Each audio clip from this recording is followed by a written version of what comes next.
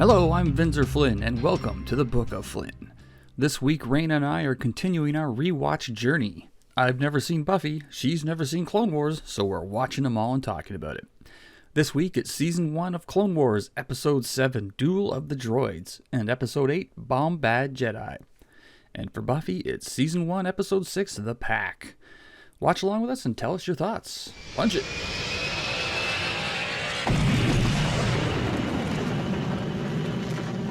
Duel of the Droids. After having watched Andor, which we should talk about at some point, it's so weird to me that the guy that's narrating the sort of previously on section is like a bad guy in Andor. It's like Wolf Yularen, right? Oh. He was the live action. He was in the ISB. He was the guy with the white hair, and he was on the Death Star too. When Vader choked out that guy in the first movie. Yeah, it's John Cleese. It's him later. It's so weird, but yeah, like a bad guy in Andor is doing the last time on Clone Wars. You hold on to friends by keeping your heart a little softer than your head. R2-D2 is with a droid smuggler and taking him to whose name is Ganact, which sounds like Trandoshan for I'm choking. Ganact! I love Ganact. I'd like to have some more Ganact on the side. It's like a weird side dish or something. It's noodles. Yeah. Or something. Side of Ganact. He's taking him to General COVID. That's the one for this. So, Grievous has a grievance with giving cash payments. Apparently, he was not. Grievous has a grievance. Just picture him complaining at a Starbucks now. This isn't what I ordered. Doesn't look like I can eat bacon. So, meanwhile, Annie G, Gloomwalker, Skywalker, Gloomy Skywalker, Ahsoka, and Rex are in the Con Air Express. It's the hairdryer brand. And they're on the look for R2-D2 007, because there he is, sending transmissions, breaking into stuff, being his usual self. R2 really is quite a master spy.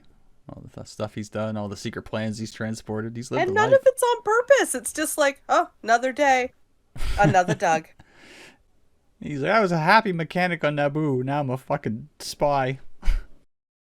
Yeah, he's just, that's why they won't give him a voice, because it's literally just him complaining, oh, again? Like, oh man, I could watch R2 voiceovers forever. Just sorry, oh, for fuck's sake. That's what you should do. There you go. There's your... I mean, he bickers with 3PO. 3PO is so verbally abusive to him in the classic movies. You'd love to hear R2 side of it. He's like, oh, switch off. Go fuck yourself, Steve. Right? So, he's sending transmissions, which they get intercepted, and they find the location of, I guess, a looking nest or a listening post. Listening post, that's what they call them. Yeah, a separatist battle sphere is what they call it. So, like, yeah. Right, you might remember those from episode 1 when they had the big broken rings on them. The spheres are like part of the, like Anakin blew up when he was a kid. So they have the droid smuggler goes and electrocutes and shocks and shuts down R2 and makes him whimper, and then he's just become enemy number one for everybody. It's like the stormtrooper that harmed Grogu in Mandalorian. He suddenly was like, everybody was wishing for his death. Seeing R2 disassembled was kind of jarring. Yeah. I didn't like it. How about when R2 called in and Anakin says, I recognize his voice. And I'm thinking, well, you sure as fuck forgot it in later years, didn't you? Right? Did you just... Whatever. I mean, they didn't really cross paths, but it's just... It's the same thing with 3PO, where they're like, how does Vader not recognize 3PO? He fucking built it. Same with R2. I don't know. Forget it. So they find a location and they turn on the turbo setting for the hairdryer, like the really fast dry setting, and they shoot off towards the listening post. Ganact has arrived and he's bringing R2 into the listening post. R2, so he goes up to General Grievous and basically spouts off a bunch of like binary bumbo jumbo, and he keeps beeping at him and stuff. And it's like R2 gets called defiant, and I just wonder how many swear words do you think that he used? Again, yeah, the voiceover. So my brain is still doing weird things. Instead of droid smuggler, I wrote smoid druggler. Oh my god. Is ordered to learn what R2 knows. And then, so Anakin calls Kenobi, and Kenobi's like, yep, just destroy the droid, just go ahead. And I'm like, Cold. excuse me? He's so cold. Excuse me? I'm actually with Annie for the first time this entire series when I'm like, no, Yeah. we're getting the droid. That's what I'm saying. He's going against the plan this time, but I was with him on this one. And they're jamming the frequencies when they said, oh, if that stops, then we're dead in the water. And I'm like, oh, that's going to be the plot. But apparently it wasn't. They're bringing R356, who name changes halfway through this episode, to access the ship systems, because that sounds like an awesome idea. Ahsoka asks Rex to carry Stubby Goldie, and he seems to do it quite easily, but I mean, you can't tell me an astromech droid weighs less than a fucking full-grown man. Like, those things look heavy. Yeah. Bringing them with. So Ahsoka and Skywalker skydives. Without parachutes from quite a distance, and they landed no problem. Yeah, because gravity, I guess, isn't a thing on this planet. I guess. Not terminal velocity, anyways. I mean, I've seen in other movies they do big jumps with force stuff, but that was just straight up jumping out of the airplane without a parachute and landing, no problem. Yeah, Ahsoka's like, ooh, really me was. first. I'm like, go ahead. So the droid shenanigans, don't drop it, I won't, immediately trips, drops it on own head. A lot of droid shenanigans. And then the 631s are apparently an older model of the Harry and Marvs. So now we can them all on 631s. Ooh, code 631. So Marv has water in his ears, wants to get an adjustment, and then he gets one with a full head removal not 3 seconds later. Ahsoka's gonna lead team to blow reactors, and the Smoy Druggler, I wrote it again. Smoy, oh my god, what kind of cold medicine are you on? Absolutely none. Cannabis. So the Smoy Druggler discovers all of R2's databanks. #jackpot. Yeah, he finds the mother lode. And so God's like, guess I'm gonna have to get some more cash for you. And again, we know that Grievous has a grievance with cash money. So he skewers. Settles out of court. Yeah, he definitely makes an aggressive settlement. And then discovers the secret agent, A2 Brutus. So now he is called, instead of R3, whatever 6, it's R2 Brutus. Not 8-2 Brutus? 8-2 Brutus? R2 Brutus. That's good. Yeah. So after how Gloomwalk has treated him, I'm not even shocked. You know, I have a lot of, sympathy for Goldie in this episode because he's just a pawn, basically. None of this was his fault. However, I have a thought. Did Anakin treat him with such malice because he unknowingly knew? Like, is that something you can sense off a droid, as if they're... I don't know. There's a lot of debate about that. I don't buy that, personally. Yeah, because it just... I don't know. Like, I know that Annie's just a douche on a good day, but... I don't think Anakin's capable of that level of kind of 3D chess. Like, if he knew Stubby was a plant, I think he would have fucking had technicians or himself, because he could probably do that, tear him apart and backtrack. That's what I mean, unknowingly. Like, he didn't know he was, but he sensed something off about him and therefore was less kind to him. Oh, maybe. Yeah. That I would buy, that he felt something was weird in the forest. Yeah, like, it would just be something off, but it's not something he can even perceive. Like, he just... A phantom menace. It's like the gut instinct. It's just, there's something... Oop.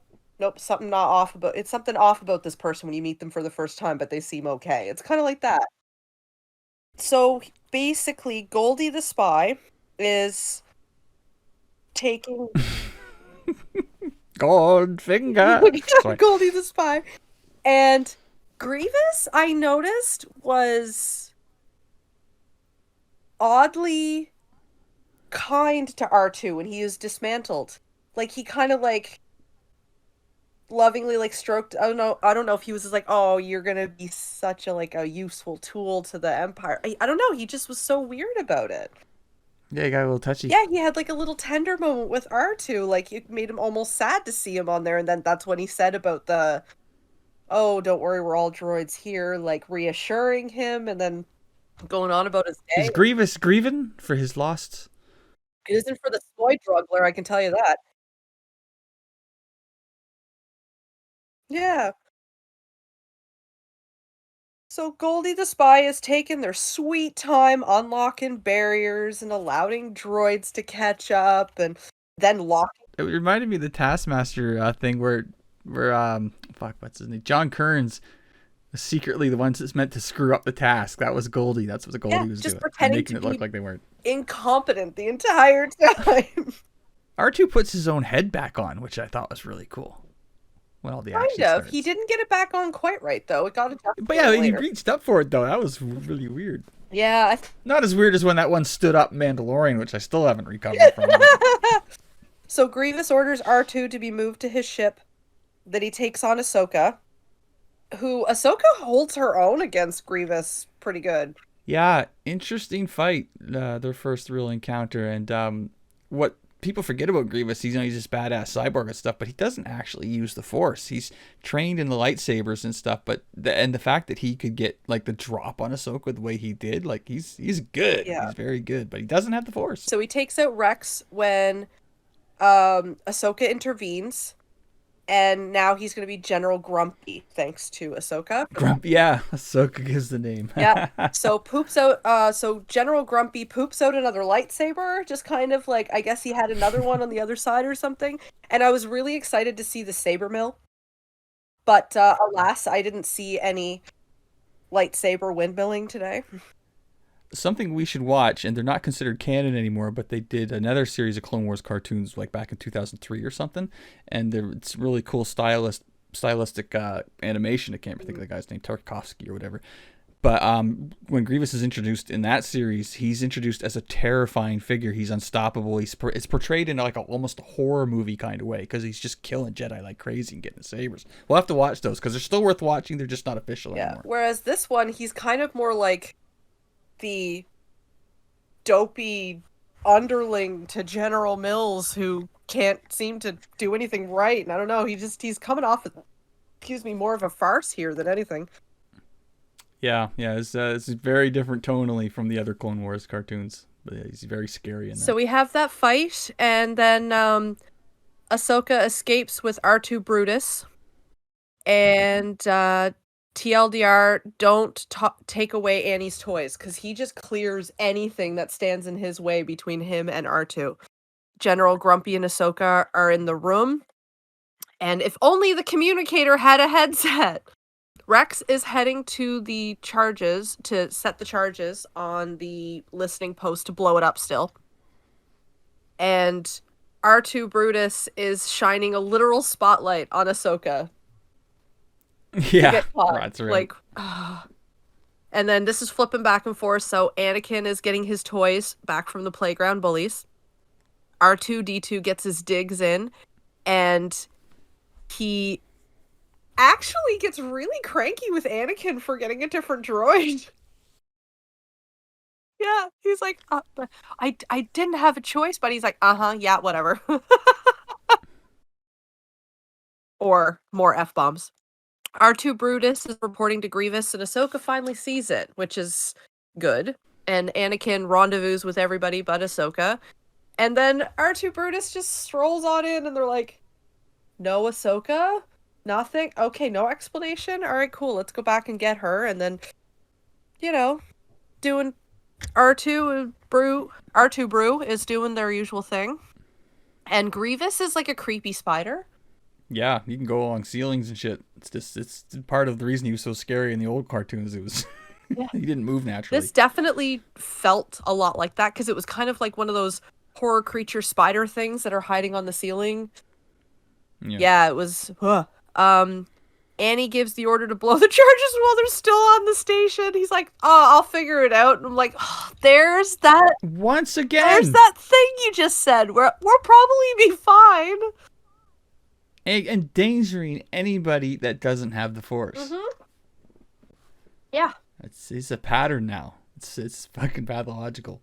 Yeah. So it gives Ahsoka the edge to get away, though, the explosion. It disrupts everything enough for her to get away. And then Grumpy's like, well, gonna cut my losses, and just leaves an entire exploding... Yep. How is this guy not killed by General Mills yet? How? Well, I don't know, but I'm not surprised he didn't get killed in the explosion, because it's like he's always got his car with the engine on, because he jumped into the ship and was gone. Yeah. Like, in a second. But I just wonder how he's still left to be alive, considering, let's take the track record. The secret weapon has been destroyed. The listening secret base has been destroyed, all because General Grumpy Pants was just trying to get too much into his claws, and he was too cocky, and I imagine Grievous's win percentage is probably actually still pretty high, though. Those are some big losses to the heroes of the show, but I bet he's going around conquering shit left and right. Like, he's probably a really valuable asset. yeah, he's a real big man taking out all those medical posts. Yeah, he's going around blowing up hospitals in between and shit. Yeah. So he books it and he's gone. R2 is on the hunt for controls and intercepts R2 Brutus, and now we have the Duel of the Droids. Roll credits. Oh, yeah. The most disappointing duel is immediately over because R2 Brutus does not know what they're up against. Because R2's just like, oh, I eat droids like you for breakfast, and goes on about their business like nothing happened. Meanwhile, Boy, you gotta respect Stubby, man. He stuck to the mission to the bitter end. He tried to kill R2. Yeah. Immediately shorts out R2 Brutus, and then Annie decides to get smug at Ahsoka regarding how R2 Brutus is actually like a backstabber. And it's like, you guys are having this lethal weapon-esque conversation again here now in the middle of a firefight? Like, maybe use your moment? R2 Brutus is back, and R2-D2 is basically like, here's some oil in your face, and just like unloads. And then shoots them off the platform. Like, never mess with R2, man. Never mess with R2. Yeah, he got creative there. Yeah. Rescued by Annie as the ship goes down, and R2 is a friend. Thank you for being a friend.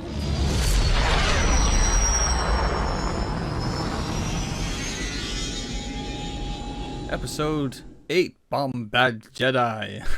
First note, it's a Jar Jar episode. Buckle up!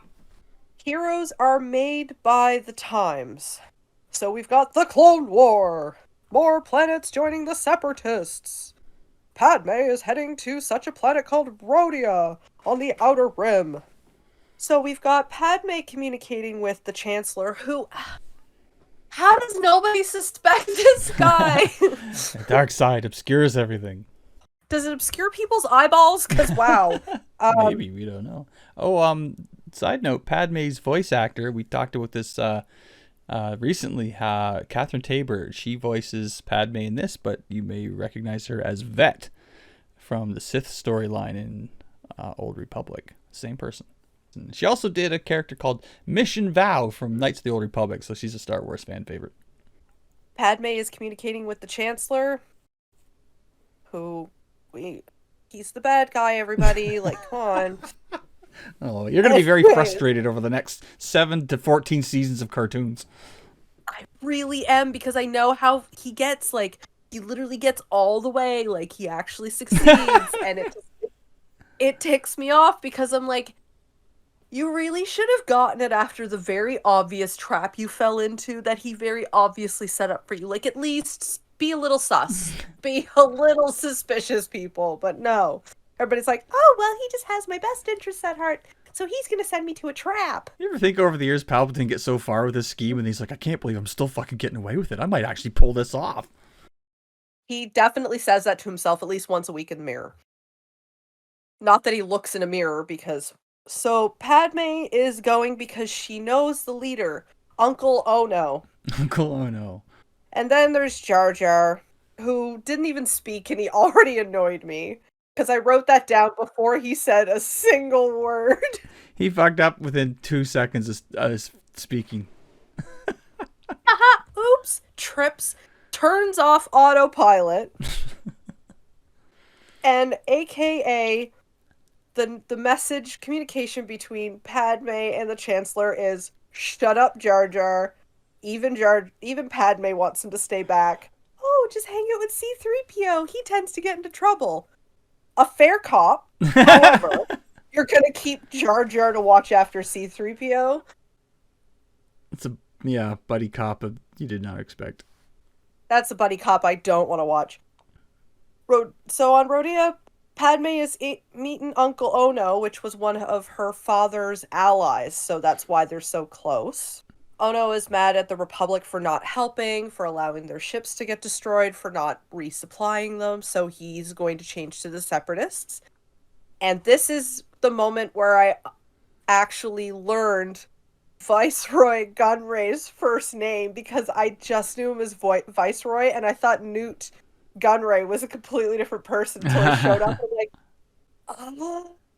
This is the same character from the live action show at the Phantom Menace. He's a big villain in this whole thing. So he's a Newt Gunray, pretty major character really in the prequel era. Yeah. Capture Padme, and Uncle Ono was like, "What you gotta do?" So why does Jar Jar look like he's about to go to an Avril Lavigne concert? Yeah, they added some interesting design choices to his Gungan clothing. A tie and some arm cozies because arm warmers are just what every skater boy needs. Oh yeah, remember that. And they were like purple. Like I have it was given to me from a friend, but it's one of those neck scarves that can pull up into like a face mask kind of thing when it's out in cold weather, like you're in a skidoo or whatnot. It's that same pattern material. I will show you next time. Weird. It's really weird. I had to actually stop and look at it. I like that we're getting a look at planets like Rhodia because we've always known about them, even going back to like 70s, 80s Star Wars stuff, but we never got a good look at it. So that's a cool side bonus to Clone Wars shows. We get to see some of these planets. Yeah, it's actually starting to fill in some of the blanks, and it's helping me remember. Things like this is starting to help me remember because I don't remember things without context. They just sit in as raw data until some context is given to them, and then I'm like, oh, now I understand what I was listening to. But I can't process it if I don't have context, so... Now you know the planet where the guy Han Solo murdered in the cantina came from. Yeah, so that's why, like, I never really got super into the Star Wars shows growing up beyond they are cool cinematic things to look at, but as like a world building thing, it kind of plopped you in the middle of the world like if you started watching the Marvel Universe after Infinity War. Yeah. And after Endgame. It's like the world's already established. It doesn't explain itself anymore, and I feel like that's where we started with Star Wars, so that's why Star Wars I had that. has been doing that since the very beginning. They plop you in the deep end, and there's a lot of stuff you have to look up separately, which I think is great from a marketing perspective because you want, oh, look at all these weirdos in the canteen. I wonder what their names and shit are. They have names. They have merchandise. But yeah, they make you go looking for. They make you do a lot of your own research in Star Wars. Yeah, I didn't want to do that when I was a kid. I did. So I hung out with Star Trek. They explain things. Yeah, that's true. Back to Jar Jar and the Skater Boy concert. He starts insulting the local swamp life. I like how he left the ship immediately. She said, Padme's like, stay in the ship, and he's outside in 2 seconds. Yeah, he's outside. He manages to outdance all of the shooting droids. Gets C-3PO stuck to a giant magnet, completely destroys his ship. Like, I think Jar Jar I think there might be something to the theory that Jar Jar has unconscious access to the Force, and that's how he fucks up, but it keeps him alive. I literally have like a running tally of proof that he is actually a Sith Lord. That is a theory I was reading that, and that's one that I buy because there's no way that somebody could be that mind-bogglingly stupid. It's been a long-standing joke, but I think if Jar Jar had shown up as the big bad in the new movies, like in the third movie, like fucking third act, the fans would have lost their minds and fucking loved it. They would have been like, yep, we'll take it. Over the Emperor shit. Literally, I think that people would have actually, that would have redeemed Jar Jar at that It might point. have. It would have been so crazy, it would have worked. That's what they should do, is just a side story as a what if, but... That would be a great what if for Star Wars. So... Oh, there's a line here I have to mention. It was when Jar Jar's putting on his robe, which apparently they have in the closet of the ship. He says, Misa eyeball stuck in the sleeve. And Angel and I first saw this episode when we lived at the apartment of Valhalla in like 2010. And she heard that line and she laughed and she mentions it to this day. So that was a fun little trip back. That made that in here because I laughed so hard I had to actually pause. I know, because right? I couldn't keep up with what was happening and I had to rewind because I was laughing so hard at that stupid throwaway line. I'm going to tell her that. I'll say we're at that part of the podcast is Misa eyeball stuck in the sleeve and she will get it immediately. Yep. Padme is pleading with Ono while the 3SO, not 3CPO or C3PO, whatever his name is. But he's gonna be the undercover Jedi, and then it flashes to Padme pleading with Ono.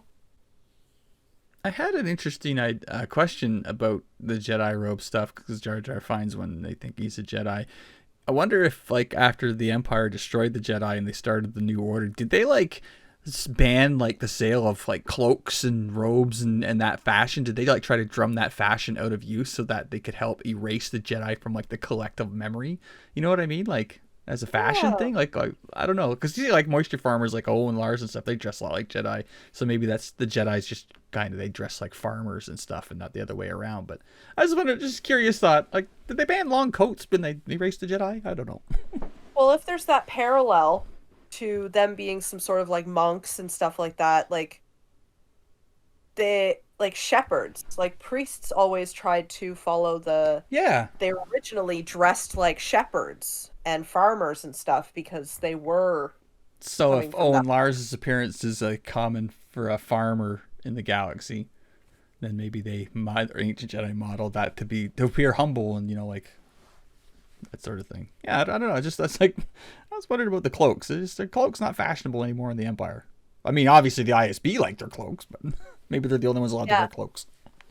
No hooded cloaks, just like clasps. Well, Lando wears capes and cloaks, but not robes with hoods. He calls them capes. That's true. Cape is different from a Jedi robe. Yeah. Hoods. Capes you can just ban the hoods. Yeah.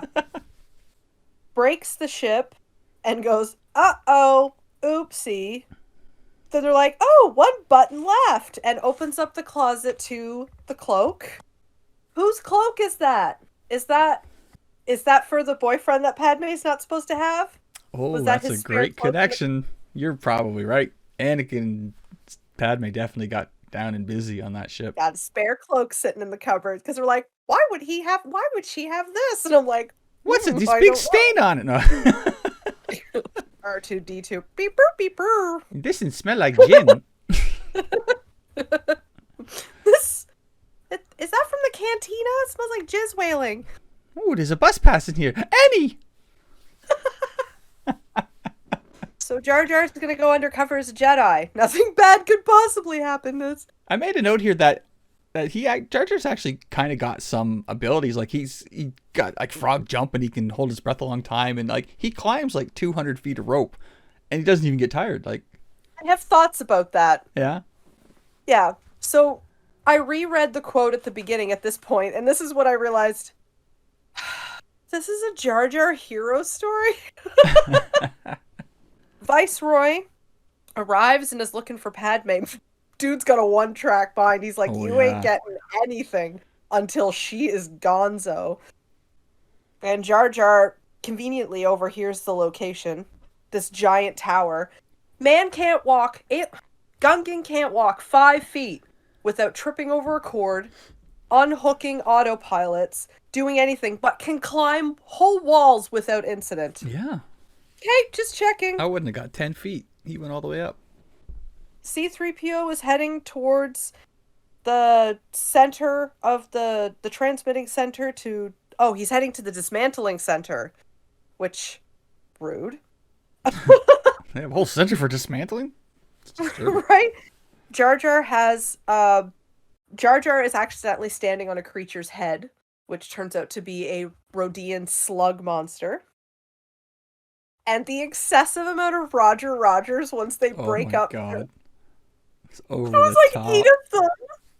Self-aware humor. It was so good.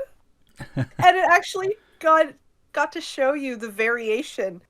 It's kind of like how they used to program Staples Easy buttons. Some of them were higher pitched than other ones. Oh, I did not know that. Interesting. Yeah, sometimes we got ones that were dying and we used to play those ones over there, so it'd be really slow-mo. That was easy. That was easy. At the end of all the PR announcements, yeah. And then we had one that was a chipmunk one. It was really good. Padme hears that there's a Jedi on board, immediately lets herself loose and pretends that the Jedi's in there helping her out, and then just hides off to the side and takes out everyone. I was feeling like secondhand insulting embarrassment or something at how stupid these fucking droids were. It was bothering me. Meanwhile, the 631 over there is going, "Where's the alarm button?" I say what you will about it, but one of them told 3PO to shut up, so I mean, they're not all bad. No. The ones with C-3PO were fine. The ones that were guarding Padme were the 631. 631s, yep. So, uses it to her advantage, gets out. Meanwhile, C-3PO's trying to, like, give away his CV here to be like, I am proficient in over 600 languages, including binary and blah, blah, blah, and is saved by Padme immediately. The true hero of this episode, let's be honest. Actually, no, not the true hero.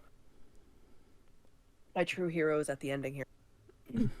Then Padme gets all the bad news, except he doesn't get his head punched off when he gives all the bad news, like Harry and Merv. There's no Jedi, it's just Jar Jar, and there's no ship. Which, honestly, that doesn't sound like a great outcome. It's just a maniac in a bathrobe. Who lets Jar Jar out? He is a menace, and not just to the Gungans. The Gungans banished them. Ono finds out Padme is to be executed, and he has #regrets. Ono will be like, oh no. Yeah, grats. Jedi is the only hope. And then there's Jar Jar. So we have Jar Jar sets off these mines and accidentally kills a slug monster, I guess. Except I don't really understand what was happening there. At this point, I want to again reiterate the theory that Jar Jar is somehow unconsciously force sensitive, because it would explain what happened with this slug monster. Yes, I wrote that down. Jar Jar attracts this big creature, which turns out to be a Rodian slug monster. This is the one he stepped on, and that's coming up behind him while there's a missile coming at him from the front. And meanwhile, you dramatic cutaway, for Viceroy catches up, and C-3PO gets a call out to the rebels.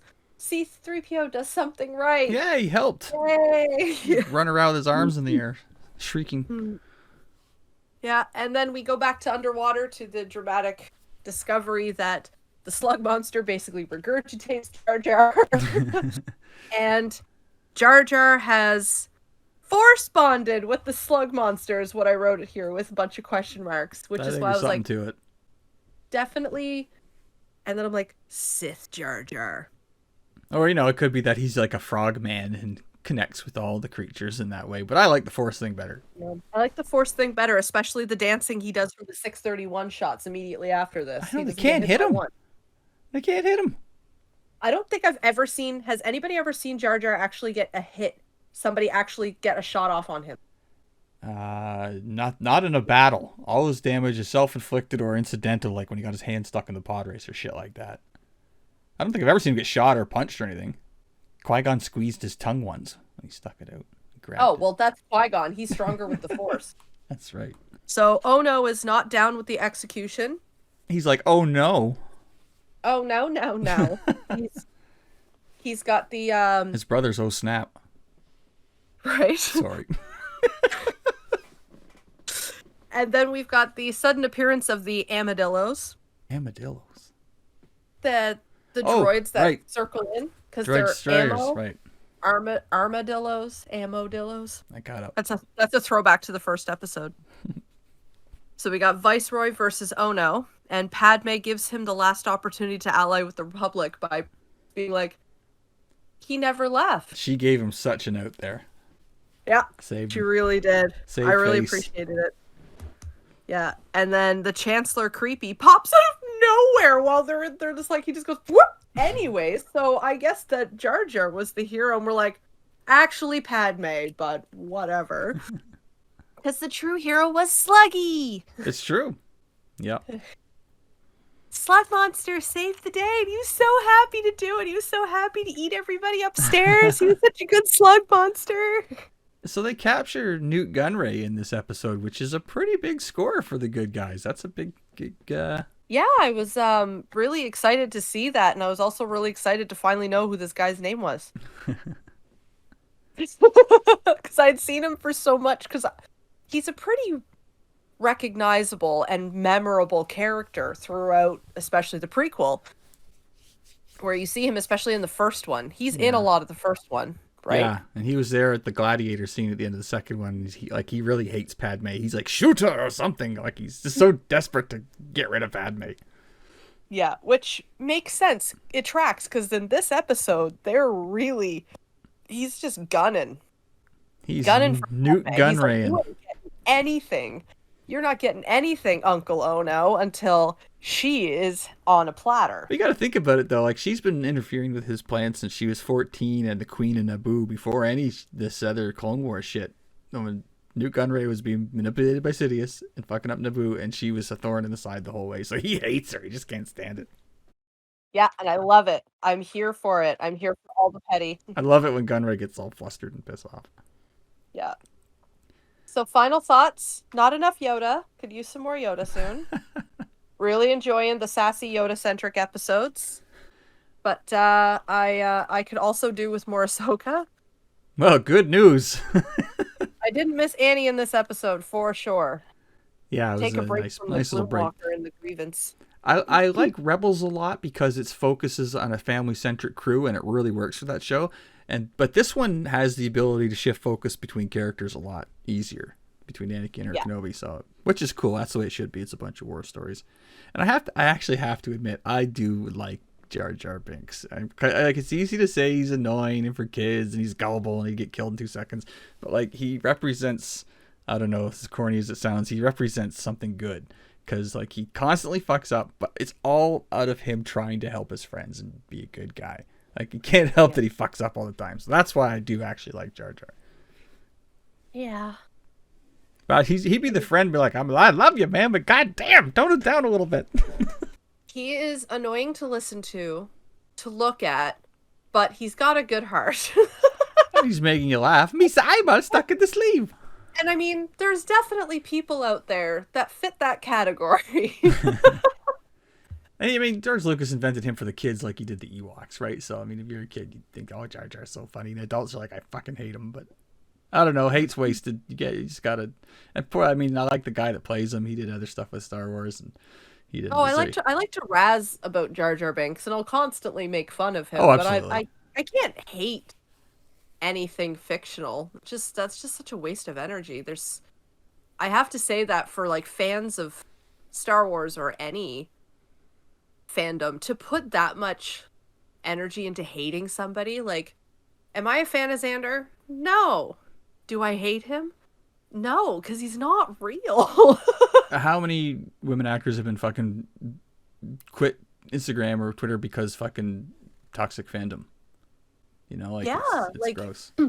A lot of the Star Wars actresses, Yeah, in particular, which is disgusting, and it really shows that, like, Star Wars there are people out there that try to gatekeep Star Wars for just boys club, for sure. It's a lot of guys my age too, that, you know, every new Star Wars thing comes out, my childhood's ruined. It's like, no, you're a shitty person, fuck you.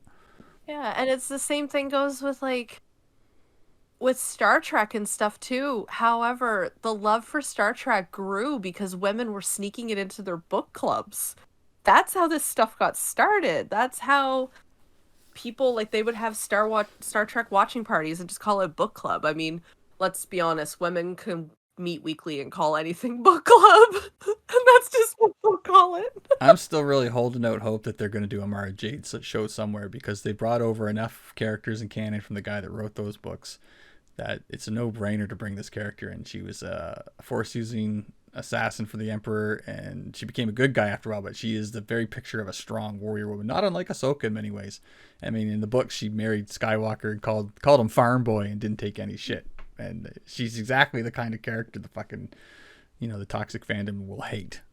But they left that open too when they were like, Skywalker abandons Ben. You never know. There could have been years in between. There's years where they haven't filled in any of those blanks, so they definitely could do it. Once they brought Admiral Thrawn into things, and we'll get to that, but the writer that created Thrawn created Mara Jade, and it still works very well with the canon. Anyway, I'll talk about Mara Jade all day if you fucking let me, and Timothy's on shit, so we'll wrap up for the night. I'll talk about a ginger all day. All right, well, the moral of the story is don't take away Anakin's toys, and never let Jar Jar go on any away missions ever. He's a nice guy, but goddamn. In the end, we're all a little bit like Jar Jar, and we really need to come to peace with that. Okie day.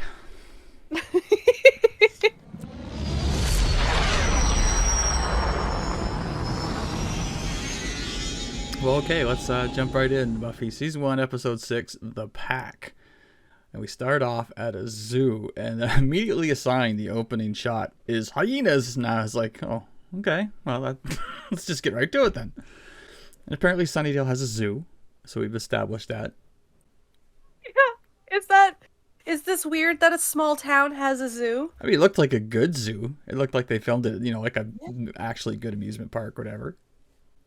It would make sense if they didn't have something like that, like the San Diego Zoo, or a zoo or something in Los Angeles. If they weren't that close to a giant major hub city, kind of like our zoo that we have close to here is quite out of the way, right. But we don't have anything big like that here in town. That's what makes the difference.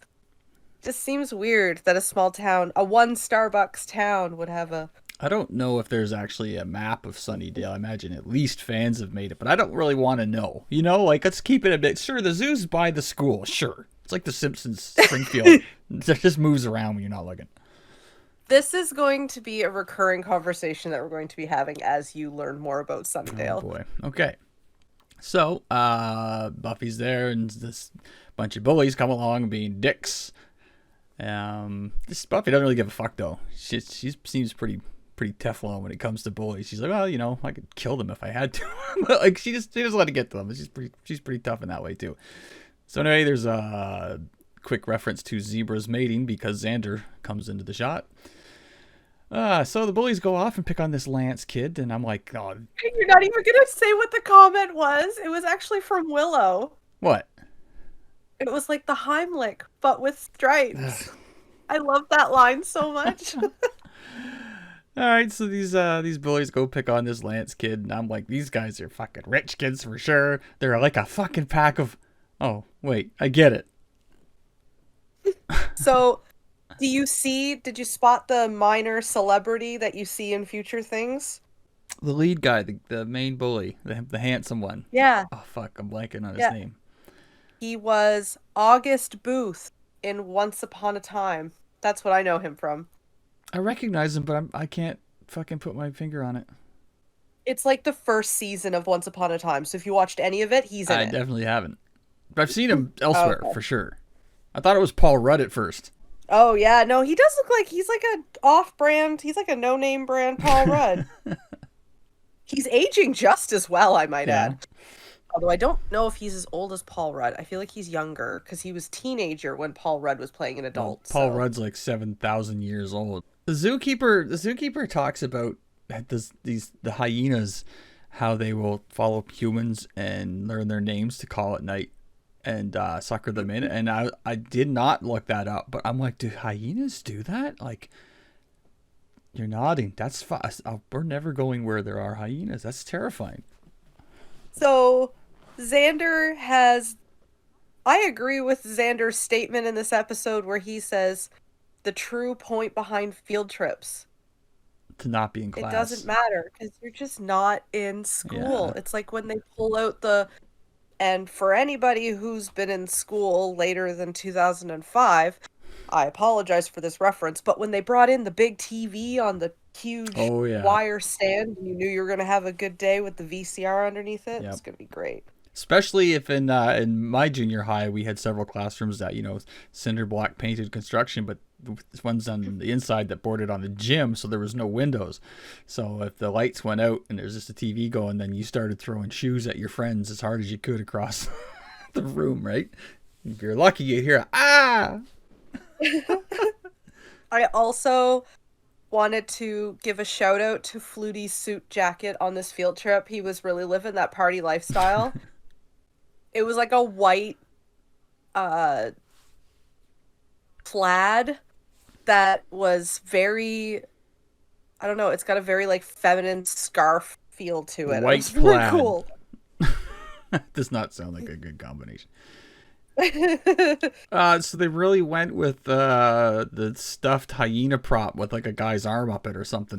I was like, I mean, they didn't just show it for... They did the same mistake with the fucking giant praying mantis. They should have shown it for a flash, but they let it on camera for a second or more, and I was like, oh, no. Twice. Like, they should not have shown anything but the glowing eyes. That would have been... This episode got a 7.4 on IMDb. I would like to point that out. Oh, wow. That's weird. So, unnecessary creepy zookeeper? Check. Fake hyenas? Check. Fakest laughs ever? Check. Oh God, we're going to revisit that.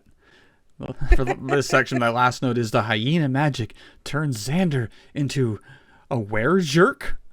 The scene changes back to the Bronze, which is a bar / dance club / restaurant / bakery because Buffy's having a fucking croissant at an indeterminate part of the day. Like, what the hell?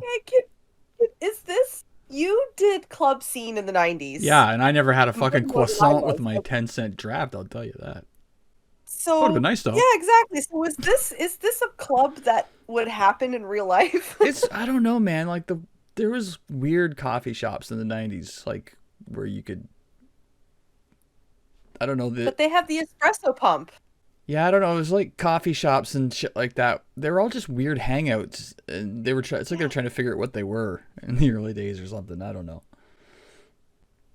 But yeah, the Bronze is a strange place. I don't know, because it didn't say what time of day they were there. Like you see the Bronze, you assume nightclub. You're like, oh, they must be there late at night. But no, it's like, oh, I'm having a croissant. Yeah, so I got a free class. I went to the Bronze for a croissant. Anyway, they're talking about how bad Willow's got it for Xander, but he's like, he's a bully now. So I'm like, oh no, Willow's gonna get hurt in this episode. Xander's gonna be mean. So he walks in. He does a bit of casual leering. They point out that Buffy is wearing Angel's jacket. Oh, I missed that. They do talk about him. Yeah, they did talk about him, and when they were talking about him, they brought him up because she was actually wearing the jacket that he gave her in the last episode. Oh, okay, cool. She just said, it goes with the shoes. Oh, yeah. Both in total denial. Pac enters, and the scene felt like it was reaching for a Lost Boys vibe. The music was on par with the 90s, and it kind of slow-mo, and it was like when Kiefer Sutherland's looking at David or whatever, and it wasn't working, but I could see what they were going for. The way that he greeted Willow and Buffy at the beginning was he might as well have said females. It was really gross. Nothing about that was good at all. It's just had this idea where it turns him into like an incel werewolf when he grows a neck beard and a full moon and a fedora. Milady. I don't know if incels are cool enough to wear fedoras. over to the library where poor Giles apparently has to do the physical training with Buffy. He's got like all the pads on and she's kicking the shit out. I'm like, what if the student comes in looking for an encyclopedia and you see Buffy kicking the shit out of the librarian? Like, it's a weird scene, man. They do this, so he's wearing a vest that looks like it was made with the playmat from Twister. It did. I was like, that is offering zero protection. Come on, that's just a target. He'd have better like wearing the safety vest as crossing guards. I love the little digs he gets in. Willow's explaining vertices and Willow's explaining vertices and bisectors to Xander, and my brain crawled out the same window it did in high school. It's like, I love so Euclidean proof. I understood everything that was happening here because I used to do Euclidean proofs as like brain, just like people do Sudoku. Like I just what used a to weirdo because they were so much fun. I aced that. It's the only section of my math advanced exam that I aced 100%. Oh, well, when you were doing that, I was behind a church drinking rum straight from the bottle. Anyway, moving on. They introduced this little pig mascot, Herbert, I think the name was, and I was wondering if Sarah Michelle Gellar insisted on carrying the pig because it was so cute. Because towards the end of the scene, she looks at it and she goes, "Yeah," at it just exactly the same way you do with the cats. That told me Sarah Michelle Gellar probably did think that pig was cute. Yeah, she's like, I want to carry the pig. Yeah, Steve probably didn't call for it, right? He's like, no, pig, give. Yeah. The pig freaks out when Xander approaches, but I found that to be fairly reasonable under normal circumstances. Animals always know. I mean, Josh even before really tell it himself that way. I mean, even before he was a werejerk, a pig freaking out would be a reasonable response. Right? You never know. That pig would have screamed anyways. What's next? Out of context quote. Next is the dodgeball battle because apparently it's raining outside. Hey, is dodgeball a huge like bully tool in all other schools? And for us, it was actually a super fun game we all looked forward to playing. I don't get it. My school must have been a weird enigma or something. I mean, dodgeball is always painted as this gladiator school, but I mean, if there's always one kid who doesn't want to do it, it's too violent or too fast or anything. But like, yeah, for like I was an '80s kid, we did it all the time. Not on the shore. It was more fun than not wanting to do it when I was a kid, I guess.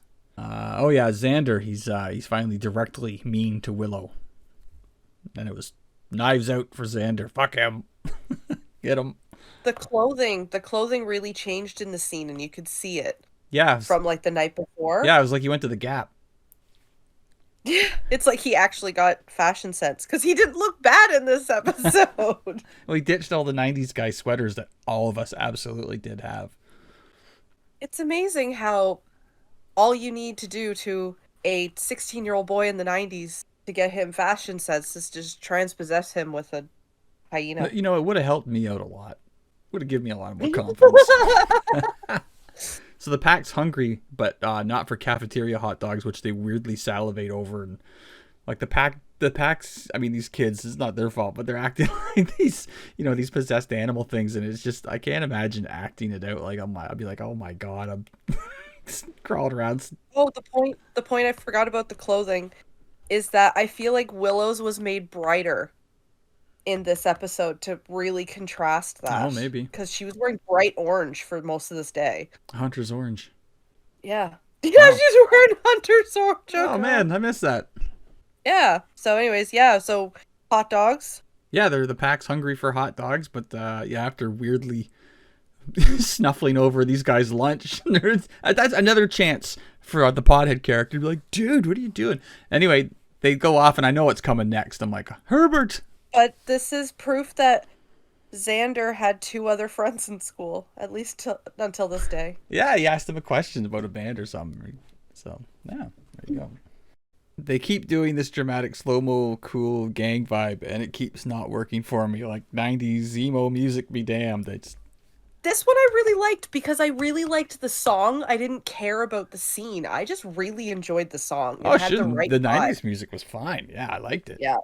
Yeah. I thought maybe it's harder to be a badass in the middle of the morning in California in high school than it is in Lost Boys. Well, that's what I was saying is that like The bullying that they did in the Sunnydale Zoo that wasn't bullying. That's what like you see on educational videos when adults that's what they think bullying is. Like that's It's what that true. scene was.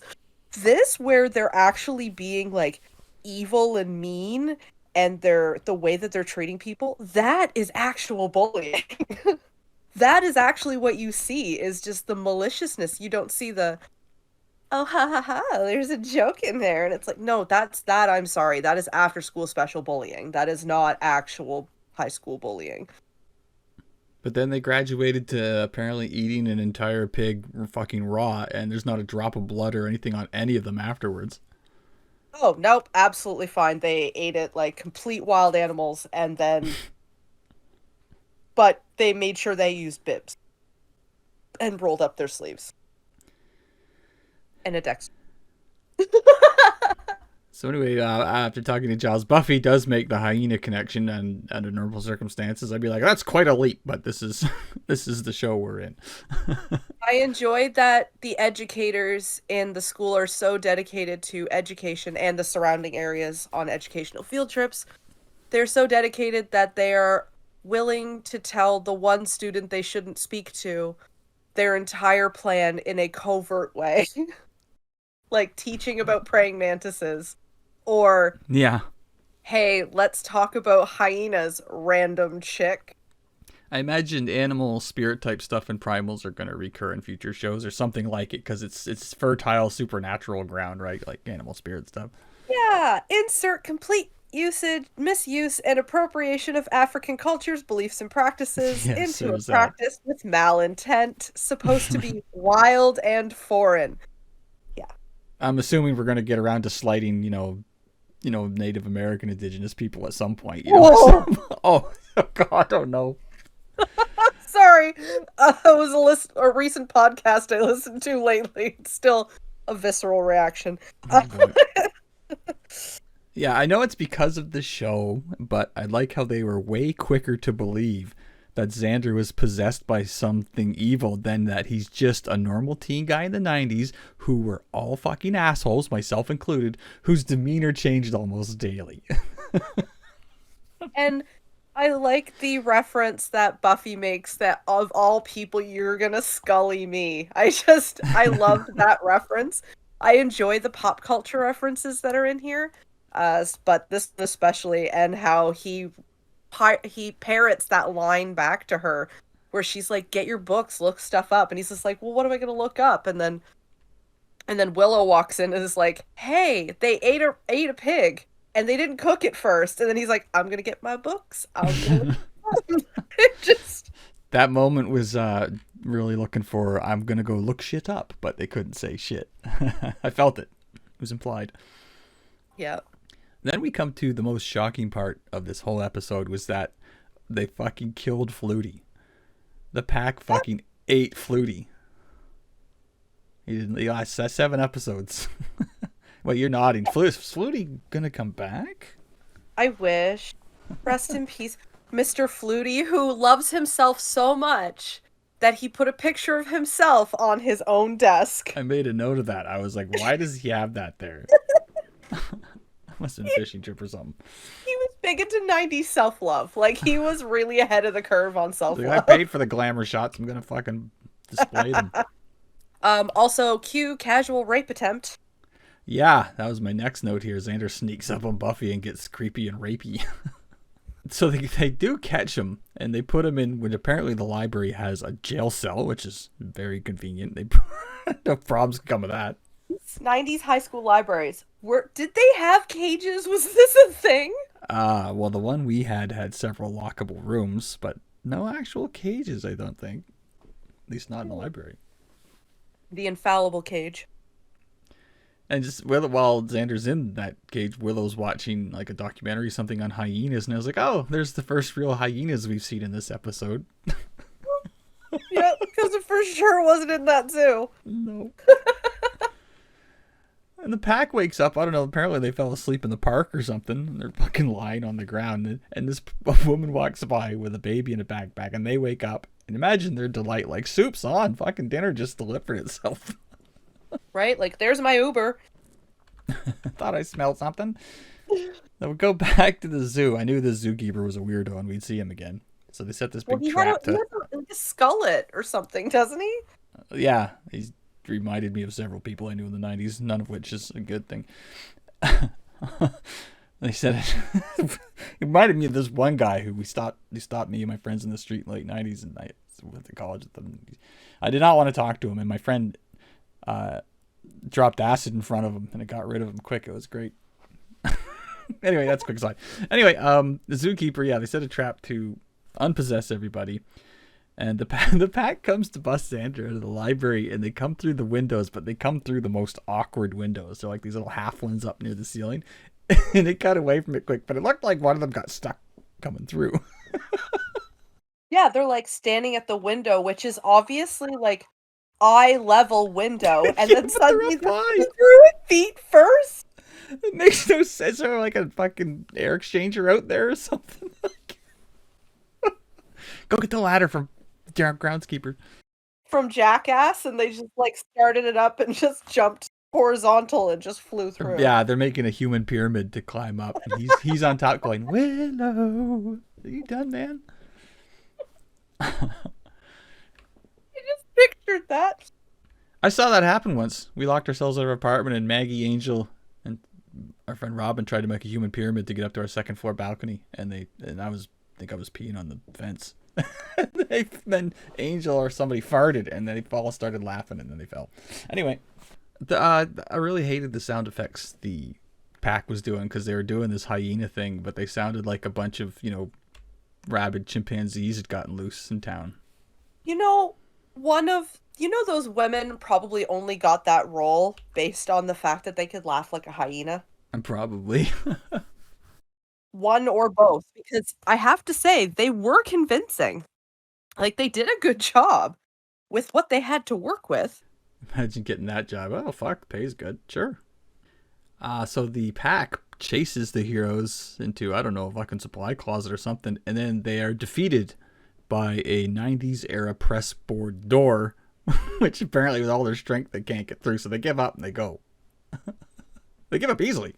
They didn't give up because they couldn't get through the door. They gave up because Buffy presents difficult prey, and they go after easy prey.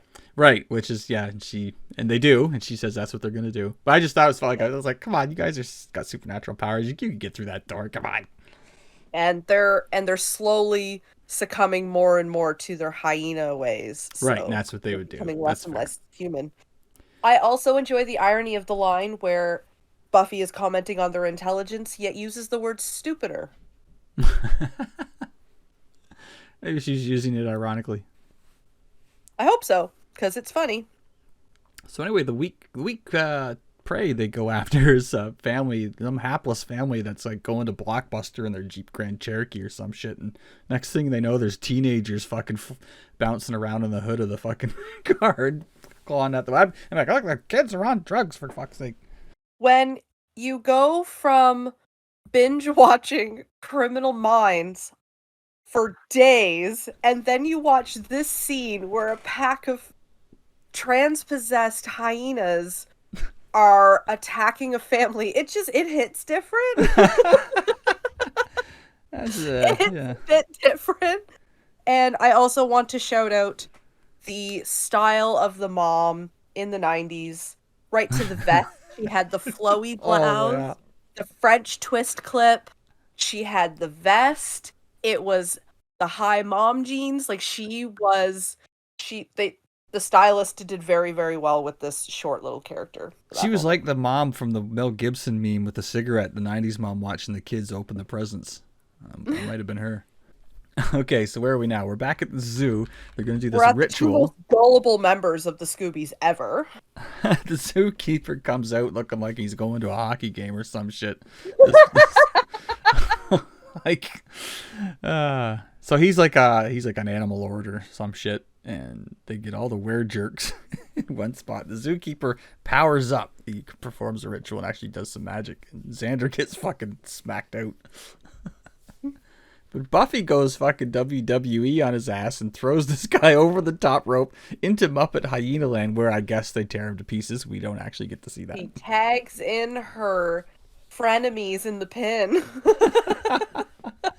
I thought it was a perfect time to be like, that was for Herbert or something, like that was the line right there. Not Mr. Flutie, let's be honest. I'll be honest, I forgot about Flutie already. I was more concerned for Herbert. I kind of do too when I go through a season 1 watch through after not watching it for so long. I'm like, oh right, we didn't always have Snyder. Got it. Okay, cool. So back at the school, wrapping up, and Xander says he doesn't remember anything, and quickly revealed that he did. But at the time when I was making notes watching this, I said it was probably a small blessing Xander doesn't remember eating a baby pig raw and alive. So apparently he did. Or attempting to rape his friend. Honestly, yeah, I think that's what's bothering him more other than the eating the pig thing, as it should. But I mean... But they don't call him on it. They don't assess it. Giles even enables him to just, let's just slide that under there. Although, to be fair, he probably didn't know the extent of that attempt. If I was Giles, I wouldn't want to deal with any of Xander's shit. I'd be like, good luck, buddy. Synopsis for this episode is Xander got to be one of the cool kids for a day. Stick with the D&D dorks. Trust me, buddy.